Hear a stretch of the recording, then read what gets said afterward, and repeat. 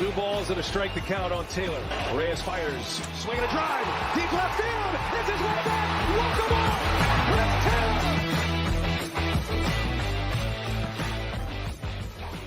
What's up, everyone? Welcome into DodgerHeads Live, presented by DodgerBlue.com, part of the Blue Wire Podcast Network.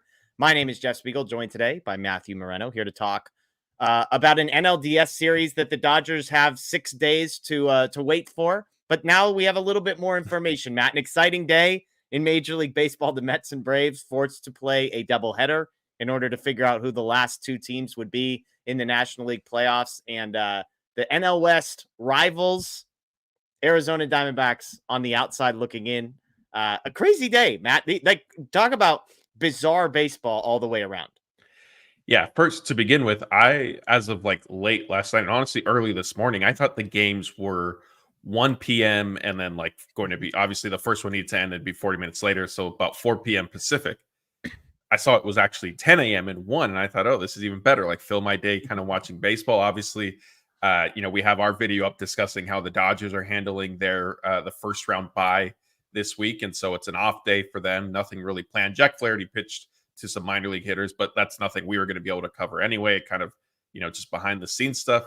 So let's, watch some baseball. Got treated to a crazy first game. A lot of entertaining, literally and figuratively swings in that one. Yeah. And then the dud came of game 2, which I kind of anticipated, but it played out worse than I sort of thought it would. Yeah, we've got an interview with Andy McCullough that's going to run tomorrow. And prior to recording with him, we were joking about this doubleheader. And we were both like, what is game 2 going to look like? Because for those that weren't familiar, basically all you needed to do was win a game for either of these teams and be in. So the Mets win game 1 in crazy fashion. And then the question was, like, they have no motivation to win game 2. In fact, the Mets in particular had motivation to lose, because then they wouldn't have to play the Padres if they were to win game 1 and lose game 2, whereas the Braves were then fighting for their playoff lives. They needed to win game 2. And to your point, I think game 2 played out pretty much how anybody expected that game to play out, as far as the team that won game 1 had no interest, it seemed, in winning game 2. So it was bizarre. But I do want to start with game 1. 13 total runs in that game, 7-6, 10 scored in the 8th inning or later. I texted a buddy who was a Mets fan when they tied the game 3-3. I said, give me a pulse rate. And he said, dead. It's always dead. I'm a Mets fan. Then he got his hopes up. Oh my gosh, 6-3. We're really going to do this. They immediately give up 4 runs in the bottom of the 8th inning to go down 7-6, as expected in his mind. And then came back and scored 2 in the 9th, and then sent the same dude back out to close the game, who had given up 2 runs in the 8th. I mean, a 2-inning stretch of baseball, Matt, that was unbelievable. Yeah, and to see both the Braves and the Mets go to their closers in the 8th inning and it to totally backfire was crazy. And that's something you could have predicted. And I did see Edwin Diaz in kind of some post-game stuff saying that he basically told the Mets manager, his name is escaping me right now, but that, hey, like, I'm going back out there. Like, he basically didn't give him any sort of option, which is kind of funny and cool to see. I mean, from that standpoint, because when he first went back out, I thought like that was more of a manager's decision. I was thinking, man, like, what are you doing? Like, Edwin Diaz, I think he's gotten better of late. I haven't really dug into his overall numbers, but I think there was some recent improvement. I know he lost his job earlier this season. And so I was thinking, man, like, he already blew it for you in the 8th. Like, you just got the lead. You're going to put him back out there. But hey, if it was him saying, there's no other choice, I'm doing this, then I can understand a little bit more. And credit to him for then coming through, because not only was he on the mound in the 8th inning when the Braves took the lead again, but he didn't cover for, like, it was not covering first base. Like, that was an egregious mistake. Like, it wasn't even close. He stood and watched Alonso dive for like 5 seconds before realizing, oh, that's me. I need to get over there. Yeah. Crazy. To your point about Diaz, real quick, by the way, since August 29th, 14 1/3 innings, just 6 hits and 1 earned run allowed, with 28 strikeouts across that stretch. So, yes, has been very, very good. But what a crazy, I mean, that was the perfect, like, neutral fan game. Can you imagine having a rooting interest one way or the other? I think I would have died. Yeah, I thought the same thing. Like, this is nice because it's really, as much as there is like a kind of potential indirect impact on the Dodgers, like, the Dodgers aren't playing, so like, what do I really care? Yeah. But hey, maybe these might be our famous last words. The Dodgers are up next after these guys play a few more games, so we might have to be careful, because who knows what if this was any indication of what October might be, it could get interesting for a lot of teams. Yeah, absolutely. And then, of course, game 2, 3-0 Braves. Grant Holmes, who was not supposed to be starting this game, former Dodgers first-round pick, by the way. Chris Sale gets scratched in, I believe, like the 8 minutes that they had between last pitch and first pitch of these two games. And then Grant Holmes just comes out and basically throws 4 no-hit innings to start this with 7 strikeouts. He ends up giving a hit and a walk-up to start the 5th. But to your point earlier, the Mets, who not only had no incentive to win, you could argue they had incentive to lose, so they didn't have to face the Padres. And they behaved like that, Matt. 3 hits in the game, 1 walk, 11 strikeouts. I feel like you're suggesting, Matt, that maybe this wasn't just the ball bouncing the way that it would bounce, but that maybe there was some concerted effort to not win. Yeah, to me, it appeared pretty clearly that the Mets, especially that 5th inning when they finally got 2 guys on with nobody out against Holmes and the Braves went to their bullpen, the ensuing 3 at-bats that inning were just, I feel like there was some sort of conversation of, hey, Milwaukee, great weather right now. Not too hot, not too cold. Let's go take a look. Let's not do anything to mess that up. Let's plan our vacation, or not a vacation, excuse me. I hope it turns into vacation because, look, I don't want to sit here and outright accuse the Mets of tanking. That is the way it certainly came across to me. And so if that was the case, if there was a little bit of, we don't necessarily want to lose, but we don't necessarily want to win that bad, then I hope they go to Milwaukee and get swept. Like I have, I like just don't, for the integrity's sake, like at least make it look like you're trying. Like, don't make it so obvious. Losing 3-0 in a game that people think you're trying to lose is it's not optimal, And look, it's possible Grant Holmes became an all-star pitcher overnight in the 15 minutes he found out he was supposed to be starting this game. But regardless of how they got there, again, the Mets end up with the 6th seed, the Braves end up with the 5 seed, and the Diamondbacks end up out of this one. Real quick, by the way, because as I shared in our group chat, I had a bet on the Braves not to make the playoffs from a few weeks ago. They were plus 220. I was feeling really great about things early on. In the last couple of weeks, they're 2 games out of the wild card. I'm feeling good. If people weren't paying attention to what the Mets and the Diamondbacks did down the stretch to end up in this situation, let me tell you, the Diamondbacks lost 5 of their last 7 games. The Mets lost 3 of their last 4 games heading into this one. And so the only reason that the Braves had a chance today was because the Diamondbacks went 2-5 over the last week, and the Mets lost 3 of their last 4. That's a tough. It's always sucks to miss the playoffs. To lose 5 of your last 7. I see somebody in the chat saying they lost 3 series in a row. Woof. That hurts. That hurts. Yeah, that's just a total collapse, especially for a team that has a lot of the same guys that went to the World Series last year, and so to see that happen, and against. After the Padres, on paper looked like they had a tough matchup, right? Heading into the final week, during the final week of the season, because it was Dodgers when the NLDS was still up for grabs. And then it was the Diamondbacks right after, who obviously were fighting for not even just a postseason spot, but also positioning. Like the Diamondbacks and the Padres were sort of flip-flopping for a little bit at 4 and 5. Padres ended up clinching the 4 seed on Friday night in the series opener. So at that point, they don't really have much to play for. And the Diamondbacks still lost to them on Saturday. They almost lost on Sunday. I think if I'm remembering correctly, they needed to come from behind to win that one and avoid being swept, which had they been swept, I think that would have impacted the doubleheader. Like it may not have needed to be played or something like that. I remember seeing there were some discussions within MLB that they would consider not playing it if all it would determine was seeding. Right. And I remember thinking, well, that's kind of an important factor. Like, what do you mean you're not going to play it if seeding is all that's up in the balance? Like that's important. But anyway, to your point, I wanted the Diamondbacks to make it. I was pulling for Padres Mets in the wild card series because that's a rematch. Diamondbacks making it on the other bracket, and they would have been playing the Brewers, another rematch. And I wanted to see the Padres and Diamondbacks both advance so that the Dodgers would play the Padres, and then Diamondbacks hopefully upset the Phillies again, and then the Dodgers could, slay their way through the NL West onto the World Series. And then you want the Astros in the World Series?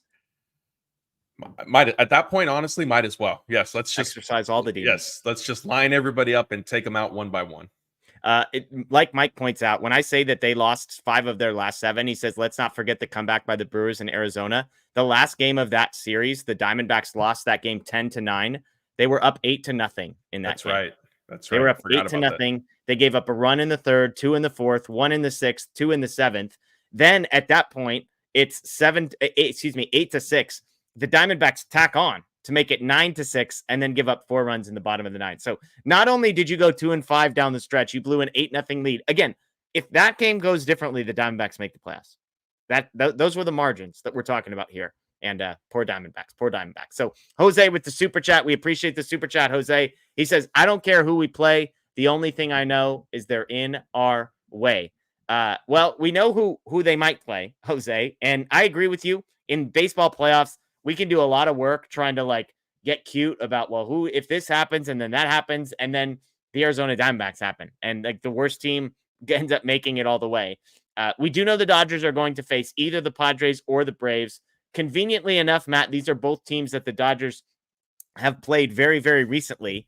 And so, I'm not saying that is an easy projection to, oh, well, they just played them and they took 2 out of 4 in Atlanta, and then they took 2 out of 3 against San Diego, and therefore ... But Braves, Padres, we knew it was going to be the Padres. Does anything change for you emotionally, preparation wise, knowing that the Braves are half of the potential outcome here? I mean, do we want to get into the Chris Sale factor at this point? Talk us through. So Chris Sale, for those that don't know, been one of the best pitchers in baseball this season. I believe he's the favorite to win the Cy Young in the National League. Scratched right before game 2, which I should add adds to my colleagues' conspiracy theories, if you want to call them that, knowing that, well, do we just save our best pitcher because we don't need him in game 2 because the Mets are going to lose on purpose? We'll see. But that is the best pitcher for the Braves. May or may not be available. Yeah, and I'm seeing Duff Time is saying hopefully Sale takes game 1. He wasn't really hurt. I have bad news because after the doubleheader finished, Brian Snicker came out and said, and I guess if you want to have some what's Dave Roberts' reason for hope or some optimism, hopeful. Yes, if you want to be hopeful for Chris Sale and the Braves, Brian Snicker did say he doesn't think he'll pitch in the wild card series. I don't know if he definitively ruled him out, but it's certainly not looking likely at this point. And without Sale, look, it's baseball. Like we've discussed, like the Dodgers have already been on the other end of, hey, like they're, the favorite, they're not going to get upset. They're so much better, blah, blah, blah. And then the upset happens. So the games still have to be played. But heading into it, the Braves were already facing an uphill battle with playing their doubleheader today and jumping right into game 1 of the wild card series tomorrow in San Diego. Now you don't have Chris Sale. And I know that when he was scratched from the doubleheader, there was some speculation that, are they just saving him? Well, that answers that. Yeah.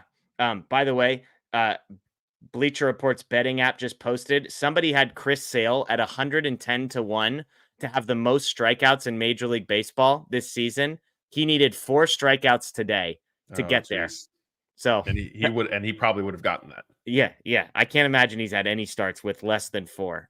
That's a tough one. That's a slightly more painful than my plus 220 Braves not to make the playoffs. And be honest, 110-1, Chris Sale to be that's terrible. Someone needs to write that man a check. Maybe Chris Sale can write that man a check. So Padres, Braves, no Chris Sale. Do the Braves have any chance in this series, Matt?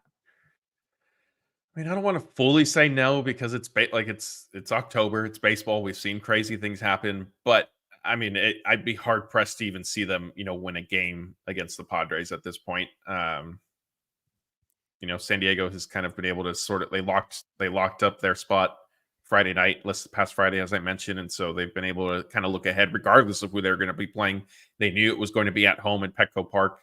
Kind of start getting things in order for that.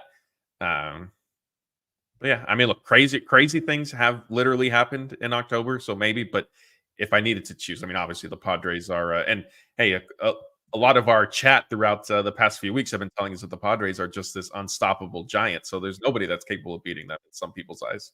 Fair. It's fair. Obviously, if you're the Dodgers, there's one thing you're rooting for more than anything else, and that's this game to go 3. This series to go 3 games. You don't want anybody to take this in 2. I mean, I'm rooting for the Braves. I would much rather face the Braves than the Padres. I know you're sort of wanting to exercise demons here, but if your goal is to make the NLCS, you're rooting for the Braves here, right?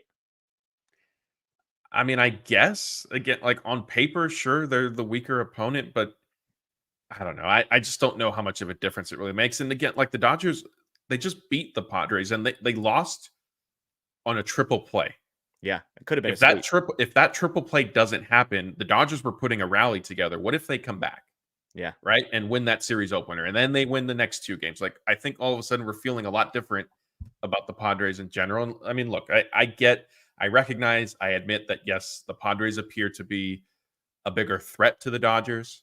Uh, I kind of feel like you're going to probably have to beat a big threat at some point if you want to win the World Series. So, why sort of run from it? Yeah. And look, game one of the wild card is Tuesday. Game one of the NLDS is Saturday. So whoever pitches in game one of the wild card will not, and basically anybody who pitches in the wild card will not be available for game one in the NLDS. That's why you would love to see the Padres have to play all three games, have to throw Cease, have to throw King, and have to throw Musgrove, because even if they are the ones that come out, if none of those three guys are available in game one, that would be best case scenario. I've been consistent, Matt, with my beliefs about who I want to play in the playoffs. And my philosophy is very simple. How much would it hurt if I lost to this team? And the Padres are just below the San Francisco Giants in that ranking system in my life. The Giants, of course, not available for this one. And so I'm rooting very hard for the Braves, because if somehow the Dodgers were to lose to the Braves, it would be painful, but it would not be a 12 out of 10 painful, which it would be to the Padres, because as we know, many of us have Padres fans in our lives, in our social media circles, whatever it might be.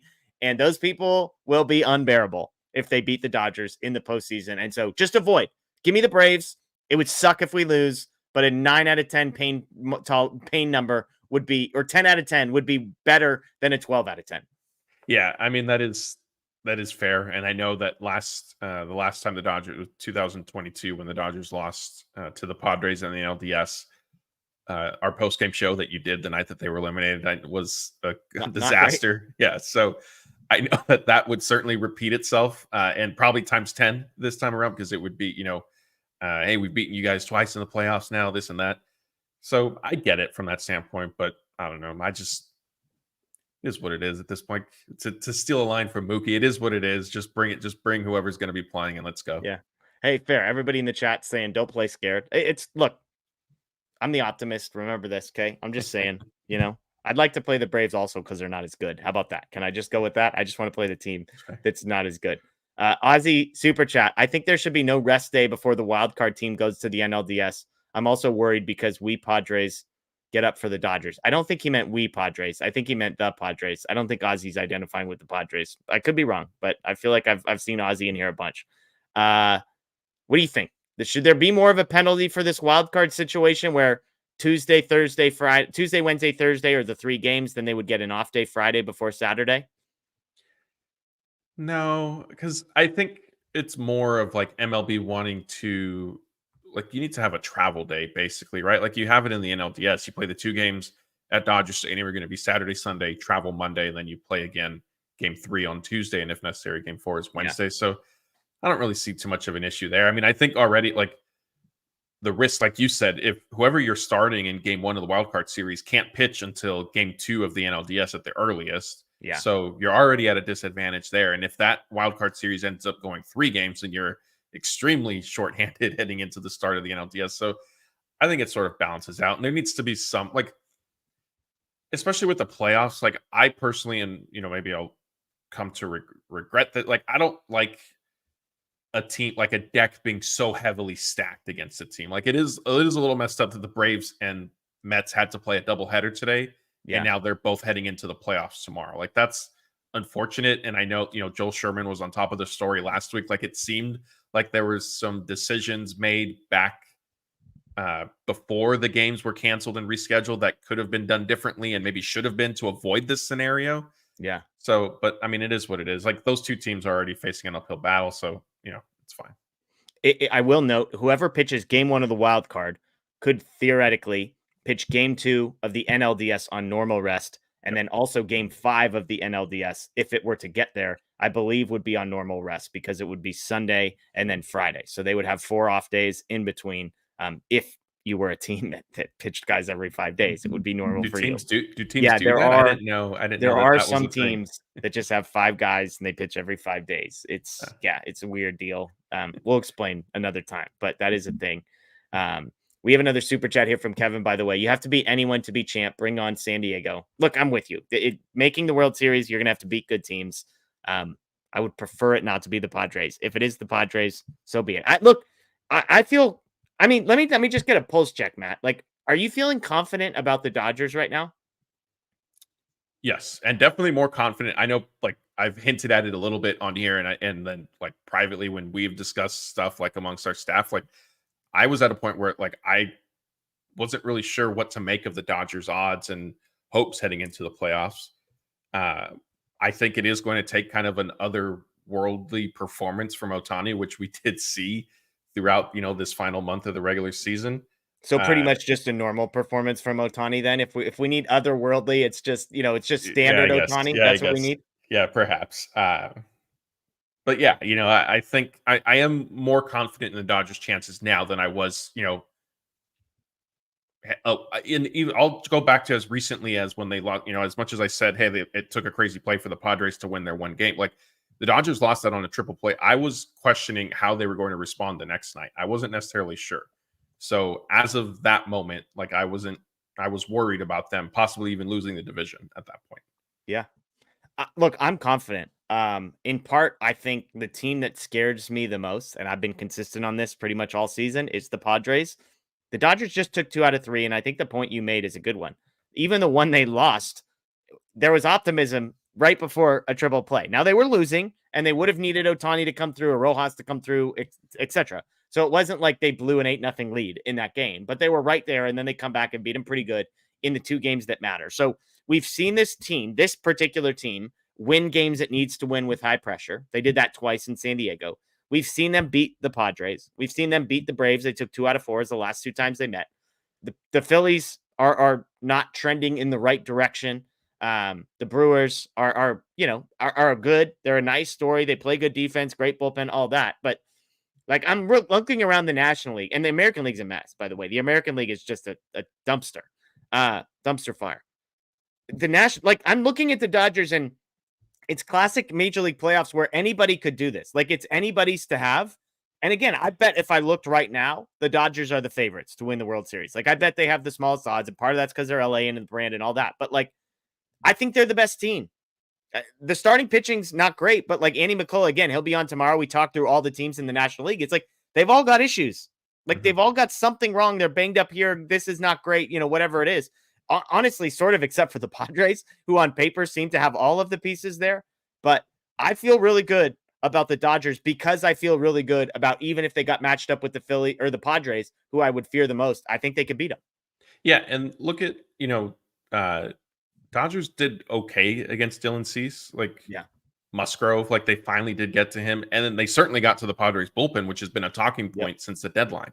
So like we've discussed, and Anthony jokingly said, their concepts of a plan for the Dodgers to win, or what, like there is the path. Like I could see a path to the Dodgers winning World Series, which, 2 weeks ago, 3 weeks ago, a month ago, like I really didn't. Yeah. The other thing too, on the topic of Padres or avoiding them in the NLDS, like should the Dodgers have slipped down to the number 2 seed?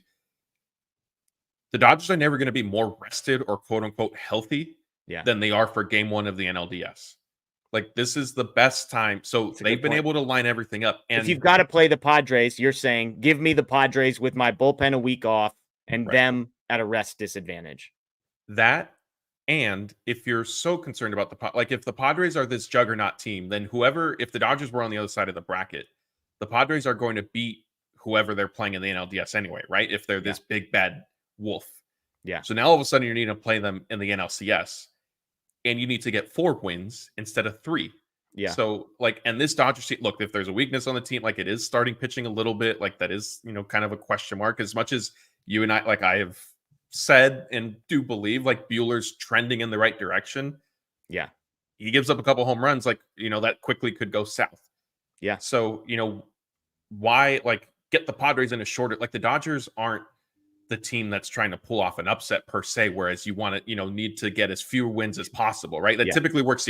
You see upsets in a shorter series because of the underdog team gets hot, this and that. Well, from the Dodgers perspective, like if you know you don't have a bunch of reliable starting pitchers who are going to give you depth, why not try to take care of them when you're rested, as healthy as you're probably going to be, and you only need to get 3 wins? Because if you get into the NLCS after playing the NLDS and now you have to beat the Padres, like that's probably a tougher conversation. And I see some people in the chat, as always. We appreciate everyone joining us live on Facebook, on YouTube, on Twitter, saying, hey, yeah, they beat the Padres 2 out of 3 last week, but like, look at the season long series. I would like, if I gave you 2 options, Matt, and I said, hey, going into a potential series with the Padres, you could live in one of 2 realities. One of the realities is the Dodgers won 6 out of 10 against the Padres, but just lost 2 out of 3 from them in the biggest series of the week, a week ago. Or the reality that we're currently living in, where yes, the Padres have won the season series, but lost 2 out of 3 to the Dodgers. Like, which of those 2 would you rather be living in? Our current reality. And that's one thing you and I know we discussed on our shows throughout the second half, really more so, beginning of September and into this past month, as the Padres continued to kind of close the gap. Is look, they played tremendous baseball after the All-Star break. So did the Dodgers. The Dodgers finished with a top 3, I think, record in baseball in the second half. Never lost first place in the NL West. As great as the Padres were doing, the Dodgers never even were tied in the division. That's 1. 2, yes, I think not only was this series that they played during the final week of the season like the most recent one, but like you said, it was like stakes were basically on the line. If the Dodgers were to lose that series, or if they would have got swept, like it could have completely shifted what happened with the NL West. Yeah.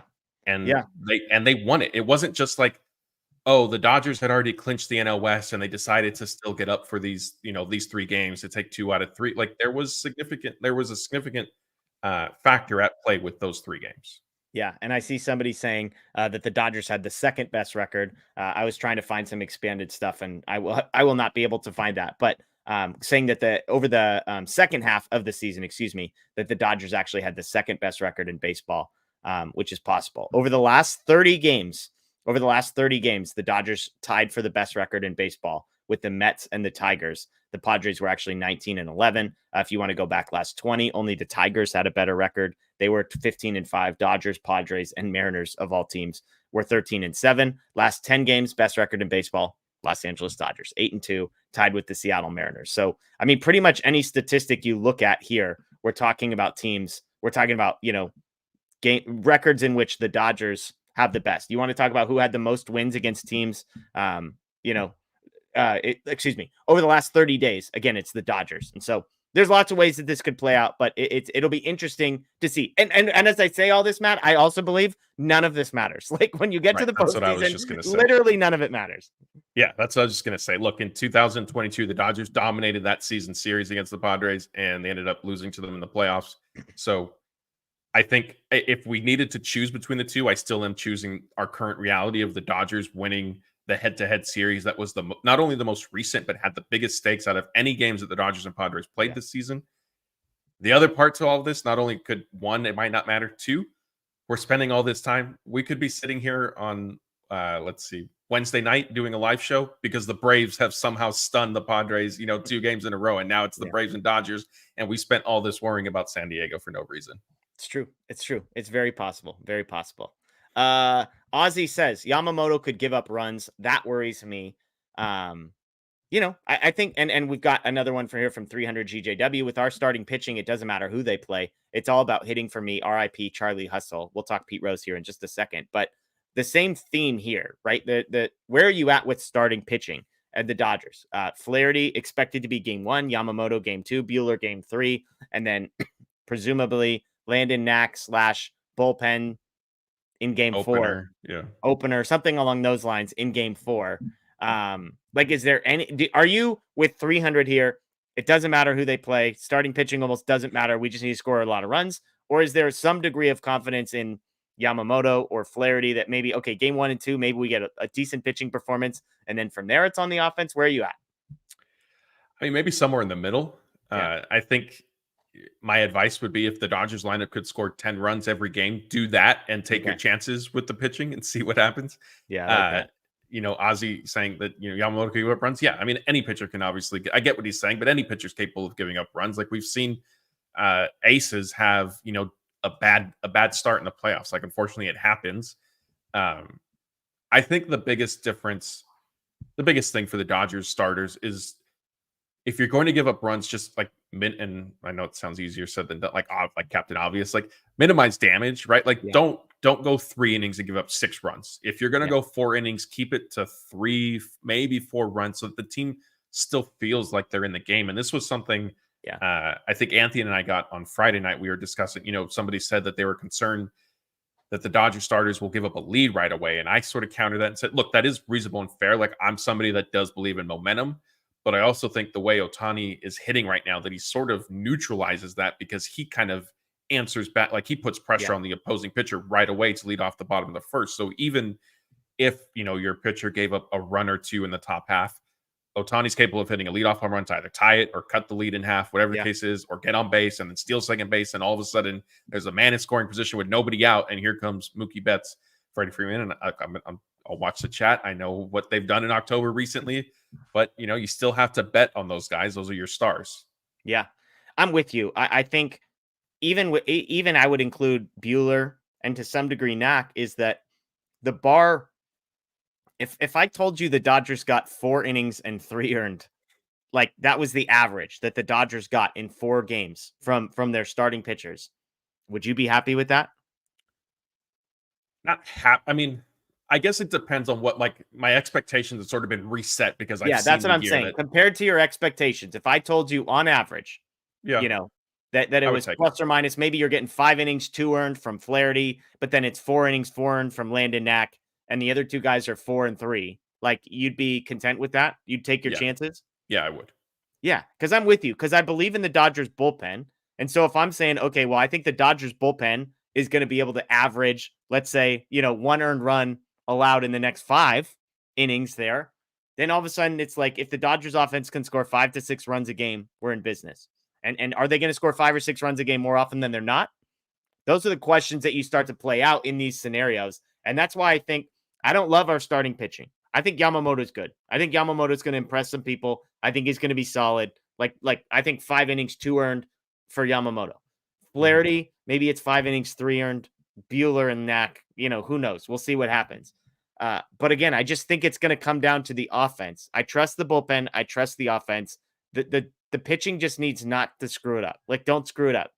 Like, just get us to the 5th inning and have the game be close. And if we can get to the 5th inning with a close game, I'll take my chances every single day of the week, no matter who's on the other side. I'll take my chances.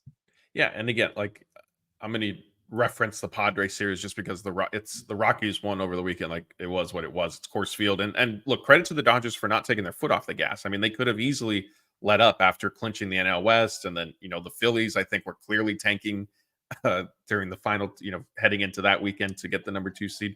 Yeah, but you go back, like, Dodgers didn't necessarily get great starting pitching against the Padres, and again, like, they still won 2 of those 3 games. Like, you can see, like, how they can get there. Like, yes, the Padres are a threat. The Braves are a threat. Every team in the playoffs is a threat. But as you mentioned, kind of in our opening, there isn't like this clear-cut juggernaut in the playoffs this year where you're looking at like, okay, maybe the Dodgers beat X and Y, but not Z, because that team is just head and shoulders better than everybody else. Yeah. No, I'm with you. We'll see. I just think the Dodgers offense is good enough to beat these teams. And between the starting pitching and the bullpen, if those two can kind of meet in the middle somewhere, and again, give me a 4 ERA for the Dodgers staff as a whole in the postseason, I'd be placing bets on the Dodgers to win the World Series if they can get that. That's fair. Go ahead. No, go ahead. I was going to say one other note on this, and I know this has been discussed already. The week off, Dodgers do not play until Saturday. There's lots of dialogue in the past when they've lost in the NLDS that's the problem. There's not, the competitive juices aren't flowing. It's too much rest. It's rust, etc., etc. I feel like now we are saying, oh, no, this team needs it. Starting pitching needs it. Bullpen needs it. Are we saying that because we don't have hindsight in front of us? Or do you actually, like, where do you stand philosophically on, is a week off before the NLDS a good thing or a bad thing? It's worth it. I don't know if it's good or bad, It's a but net positive. winning your division with one of the top 2 records, yes, is overall is a positive, because again, like, there's the playoffs are hard enough as it is. Like, why have to play an extra series if you don't need to? Like, Yeah. that just doesn't seem worth it to me, especially in a best of 3. And again, like, we've seen upsets, and the upsets happen in shorter series for a reason. And so if fans are worried about the Dodgers, getting upset in the playoffs, like, you want to throw them into a best of 3. I mean, do you remember 2021 when the Giants won the division and the Dodgers had to play the 1-game wild card against the Cardinals? They were a foul ball away from potentially losing. Like, if a ball, down the line lands fair, like, who knows how that game ends up playing out. So it's worth it. It's a positive. Is it a different challenge? Sure.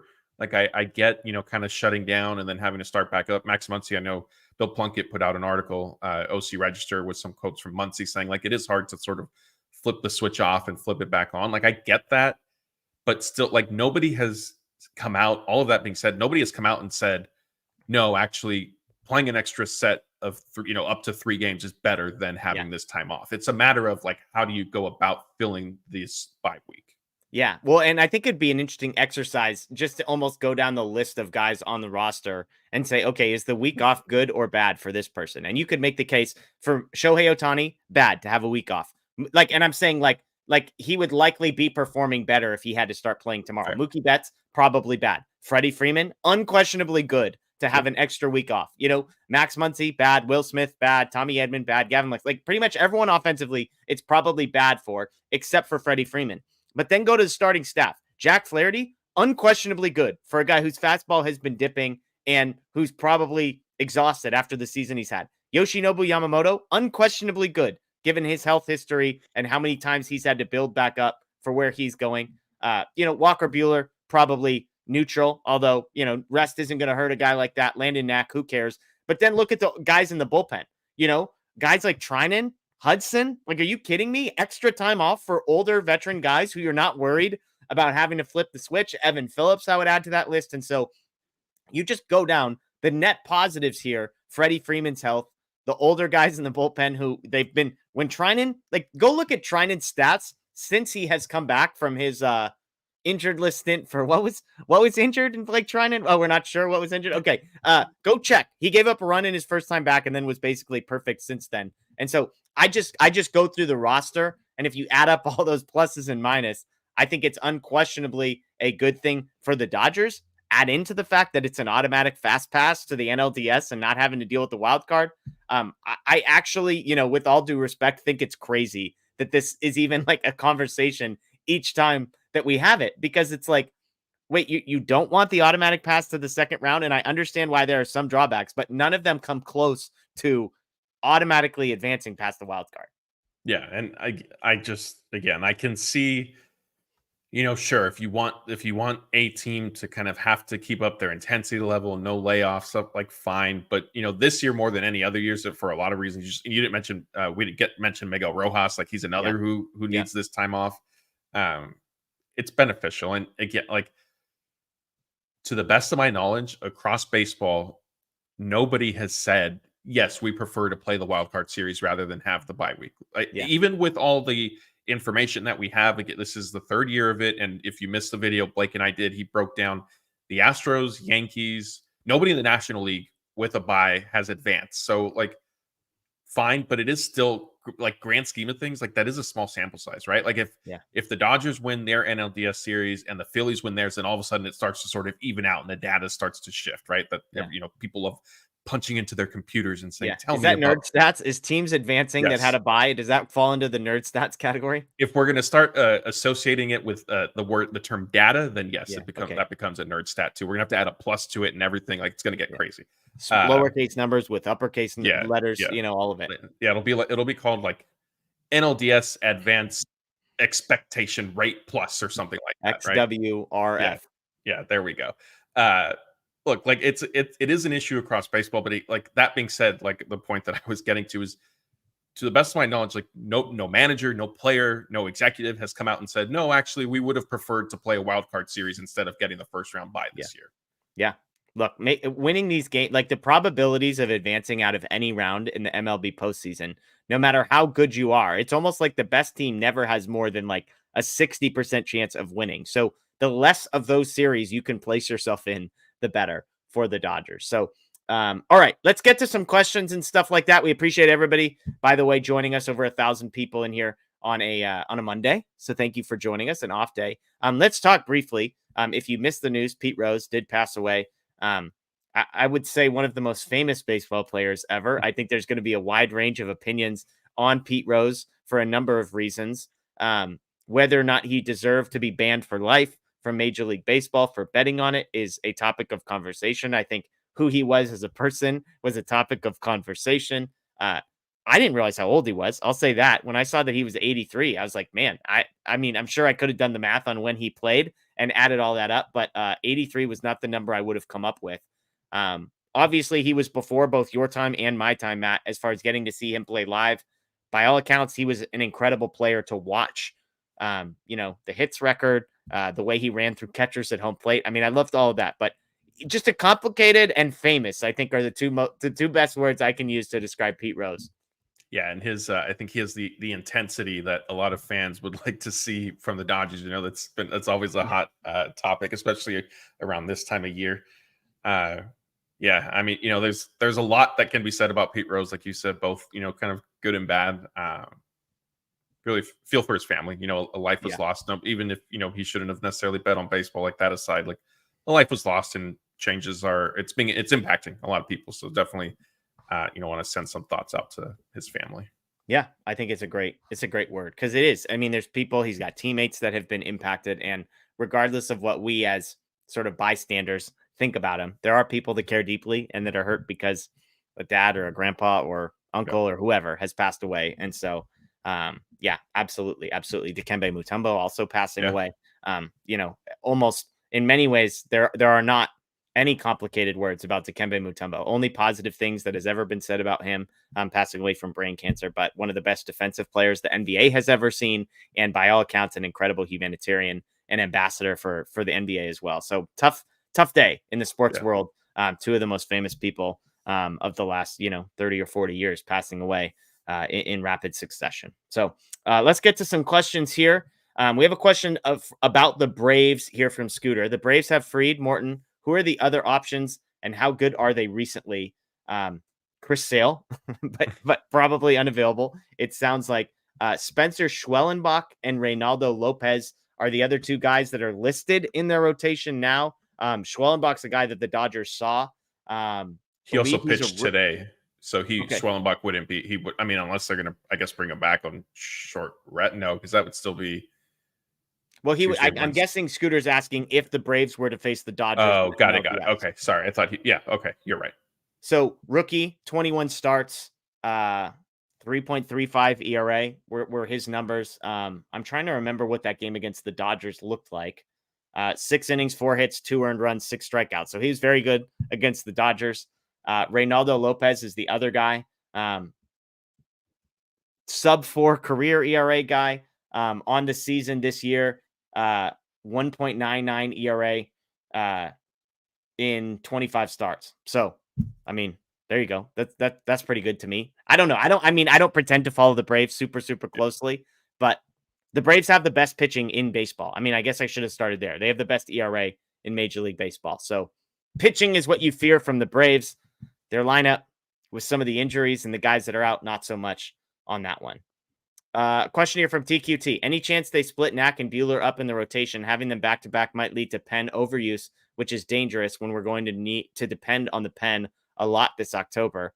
The problem is if we're talking about games you're going to need to rely on the bullpen, Yamamoto, Knack, and Buehler are all the same in that regard. And I would argue, actually, let me rephrase that. I would argue that Buehler is not one of the guys in which you feel like you're going to depend on your pen the most. I think it's Yamamoto, Knack first, Yamamoto second, Buehler third. Those would be, if I'm mapping out, hey, when am I going to need the most innings from my bullpen? I would at least be hopeful that Buehler could potentially, theoretically, get me to the 6th inning. I have no hope that Yamamoto is getting through the 6th. Yeah, I think all of them are about equal in terms of likelihood, but if you're talking straight potential, your ranking is correct. Whereas Buehler has been stretched out, he's been to the playoffs before.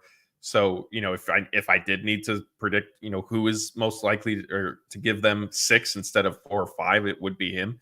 Yamamoto, honestly, I think if they get 5 innings out of Yamamoto, the Dodgers will be very happy with that. I think that the expectation is probably 4, because another thing, it's not just the innings and total number of pitches. They factor in kind of the environment, it's the playoffs, the adrenaline, stuff like that. And so Yamamoto only got to 5 innings for the first time since his injury against just the other day against the Rockies, yesterday, excuse me, or Saturday, sorry, against the Rockies. So 5 innings in the regular season is not 5 innings in the playoffs. Not every pitch, not every out is created equal. So, I think, Buehler, considering the workload he's kind of been able to have this season, he is certainly the most likely out of those 3 if you needed to, hopefully get 6 innings out of somebody. Yeah, because games 3 and 4 would be back-to-back with an off day in between 2 and 3, and then also 4 and 5 if you do get there. JP wants to know, is Gonsolin being considered to start? This is one of the questions that I believe Dave Roberts offered some clarity on earlier this week, right, Matt? Yeah, so at least for the NLDS, he's not part of the rotation, and he's also not going to be on the roster. If the Dodgers were to advance, I still don't necessarily see Gonsolin becoming part of the equation. Maybe as a relief pitcher, which was sort of when there was some early discussions of, hey, he might return this year. Dave Roberts said it would be as a reliever, but then the Kershaw injury happened, Glasnow injury happened, or like his setback that then ruled him out. Gavin Stone. And that was when Dave shifted to, okay, like he might be a candidate for us to start. But again, for the NLDS, he's completely ruled out from the roster, barring anything, I guess, happening this week during workouts. Yeah. I should add that caveat. In terms of the NLCS, I think we'd have to see, but I still don't think he would be a likely member of the rotation at that point. Okay, we have another injury question. What about Gratterall? Any chance we see Gratterall in the NLDS? No, so he's kind of a week-to-week thing. The Dodgers would have to advance to the NLCS, and my suspicion is maybe even the World Series before there's like actual consideration to Gratterall potentially coming back and his injury is right shoulder inflammation, if you guys have missed it. Yeah, there you go. Kenneth has a question that's perfect for you, Matt. How should Dave use Joe Kelly and Daniel Hudson in situations? I ask because you love Joe Kelly, you trust Joe Kelly. No issues with Joe Kelly. So, 9th inning, highest leverage spots. Where should we be using Joe Kelly here, Matt? Not that far. I think high leverage is fine. No, I mean, look, it's Kelly's in the Hudson one. I feel like he's going to get high leverage kind of no matter what. He's not first on the list, but I think if they don't want to go to Blake Trinan or Evan Phillips in the 6th or 7th, like Hudson is somebody, or Kopech, Hudson is somebody you could see at that point.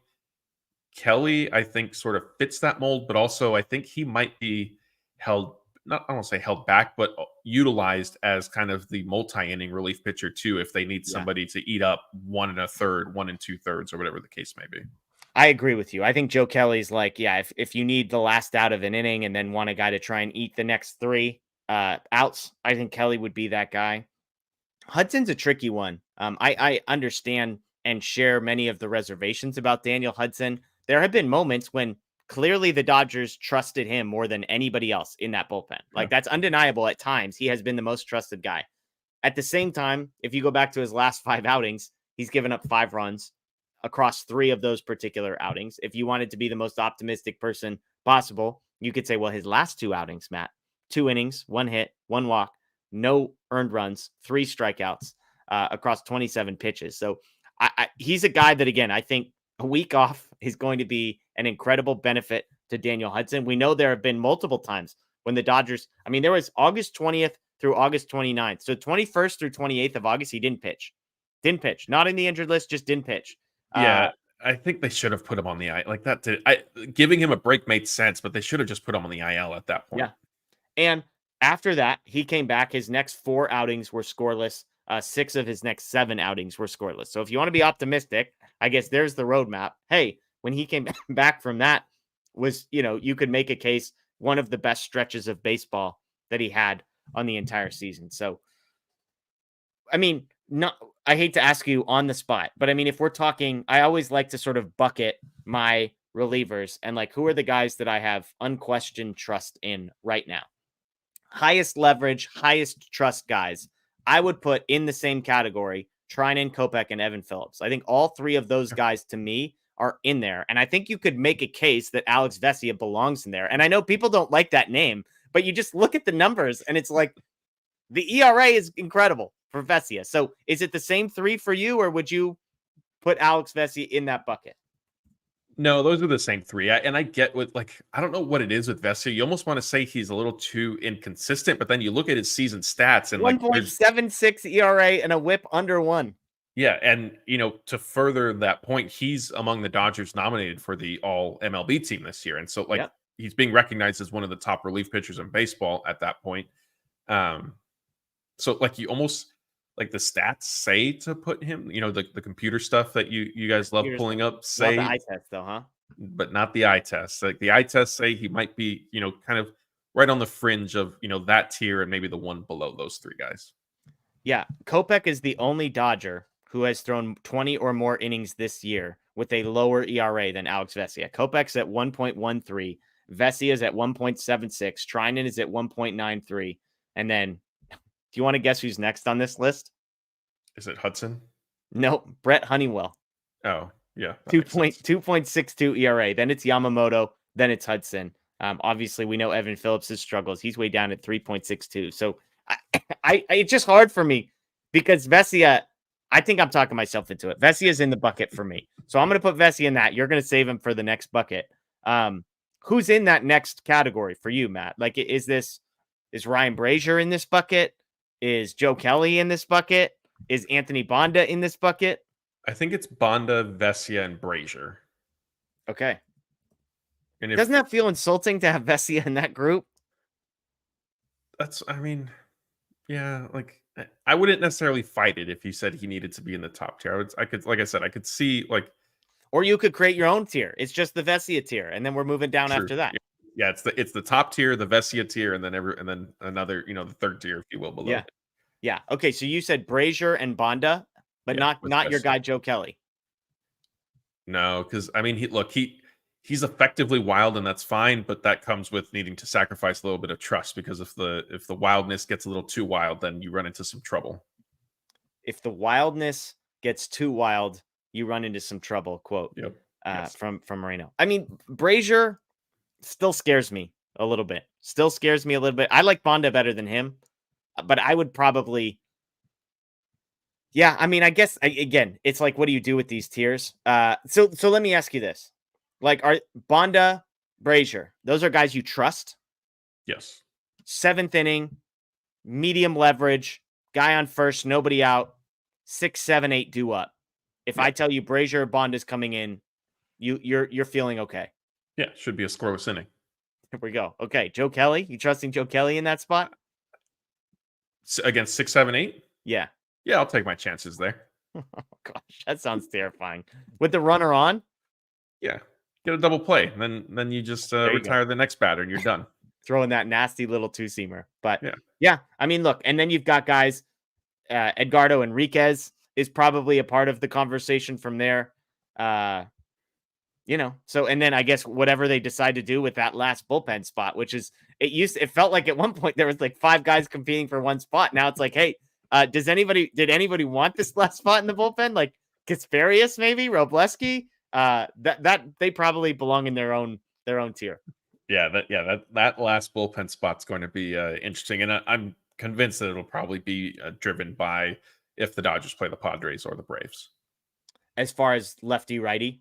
Yeah, and or if hey, look, the Dodgers have told us since spring training we don't need left-handed relief pitchers because we have right-handed relievers that can get lefty hitters out. So just if they feel like Kasperius's profile, or if they might need a long man, there are concerns about eating innings, as we just sort of discussed, or covering innings, not eating, because if you're eating innings in the playoffs, that could be a negative thing. It could be a positive though, also if you happen to take a big lead. But if they feel like Kasperius is just better, his profile matches up against Padres hitters better, or Braves hitters, or they just want the length, then maybe that gives them the edge. Yeah, it's fair. We'll see. Dodgers pen. strength of the team. We're debating like the number 8 reliever there. So that's good news for the Dodgers. So, all right, folks, I think that'll do it for us tonight. We appreciate the questions. We appreciate the interaction here on a Monday night. Anthony and myself will be back tomorrow night at 7 p.m. doing a live show. So be sure to join us for that. Oh, excuse me, getting attacked by the coughs here right at the end. We've got an interview with Andy McCullough, senior MLB writer for The Athletic, that we'll be posting in the morning. I enjoyed chatting with him and basically saying, hey, give me the scouting report on the Phillies and on the Brewers and these teams that the Dodgers might face. You'll be interested, I promise you, to hear his thoughts on the Padres. I also got to ask him about Clayton Kershaw and some of the injury stuff. Hey, what do you think Dave Roberts means by the body isn't feeling good? Tell me about this toe injury. How hurt do you think he is? Dave Roberts' relationship with Kershaw. So some good stuff there as well. And I promise you, you will hate his World Series pick. That's my promise to you. So check that out. All right. That is Matt Moreno. I am Jeff Spiegel. Enjoy the rest of your night, everybody. And as always, go Dodgers.